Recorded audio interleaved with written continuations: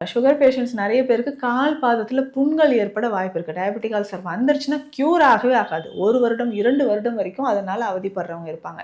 அதற்கான ஸ்பெஷல் மெடிசின்ஸும் நம்மகிட்ட அவைலபிளா இருக்கு. அதுக்குமே நீங்க சித்தா மருத்துவத்தில தீர்வுகள் எடுத்துக்கலாம். சரிங்க. பெஸ்ட்டான ஒரு உணவுன்னு சொன்னீங்க இல்லையா?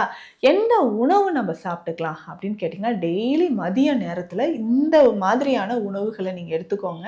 சுகர் லெவல் உங்களுக்கு நல்லாவே குறையும். 3 வேளையும் உணவு எடுப்பது அவசியம். கொஞ்சம் கொஞ்சமா நீங்க சாப்பிட்டுக்கோங்க. ஸோ மதிய நேரத்தில எந்த மாதிரி உணவுனா, ஏதாவது ஒரு ரெட் ரைஸ் நீங்க எடுத்துக்கலாம். ஸோ ரெட் ரைஸ் ஆனால் சிவப்பு நிறத்தில் இருக்கக்கூடிய நம்மளுடைய பாரம்பரிய அரிசி வகையில சமைத்த உணவுகள். இல்ல அப்படின்னா சிறுதானிய உணவுகள். ஏதாவது ஒண்ணு நம்ம சாதம் மாதிரி வடிச்சு எடுத்து வச்சிடணும். இதுல கண்டிப்பாக 2 காய்கறிகள் கிட்டத்தட்ட ஒரு 300 கிராம் கண்டிப்பா இருக்கணுங்க மதிய வேளையில. ஸோ ஒரு நாளைக்கு 400லேருந்து 500 கிராம் காய்கறிகள் சாப்பிடுறது முக்கியம். சர்க்கரை நோயாளிகள் மதிய நேரத்தில ஒரு 300 கிராம் இருக்கிற மாதிரி எடுத்துக்கோங்க.